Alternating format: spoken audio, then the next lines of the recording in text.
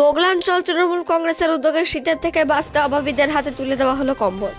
শনিবার অনুষ্ঠানটি হলো দুর্গাপুর ফরিদপুর ব্লকের নতুন নাগা কমিউনিটি সেন্টারে। এদিন প্রায় 3000 জন মানুষকে কম্বল বিতরণ করা হলো। বিধায়ক নরেন্দ্রনাথ চক্রবর্তীর সহযোগিতায় গোগলাঞ্চল তৃণমূল কংগ্রেসের উদ্যোগে এই অনুষ্ঠান। কোনো কারণবশত বিধায়ক অনুষ্ঠানে উপস্থিত না থাকতে পারায় ভার্চুয়ালি অনুষ্ঠানের উদ্বোধন করেন তিনি।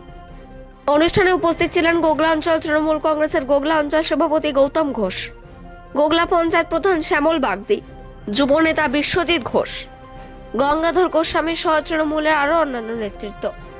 লাউদুয়া থেকে জিৎ মিশ্রা, রিপোর্ট নিউজে।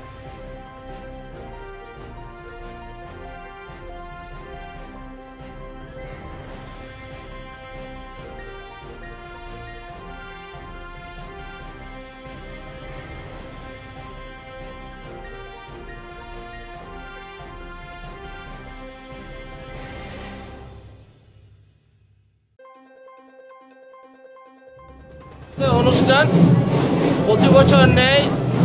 এই শীতের সময় বাংলার মুখ্যমন্ত্রী মমতা বন্দ্যোপাধ্যায় অনুপ্রেরণায়, অভিষেক বন্দ্যোপাধ্যায় অনুপ্রেরণায় পশ্চিম বর্ধমান জেলা তৃণমূল কংগ্রেসের সভাপতি তথা পাণ্ড্যাবেশ বিধানসভা বিধায়ক নরেন্দ্রনাথ চক্রবর্তীর সার্বিক সহযোগিতায় আজকে গোগলা অঞ্চলে আমার 22টা সংসদ এবং যে 23টা বুথ আছে তাদের হাতে আজকে শীতবস্ত্র কম্বল তুলে দেওয়া হবে। কতজনকে দেওয়া হচ্ছে? আজকে 3000 লোককে আজকে কম্বল তুলে দেওয়া হবে।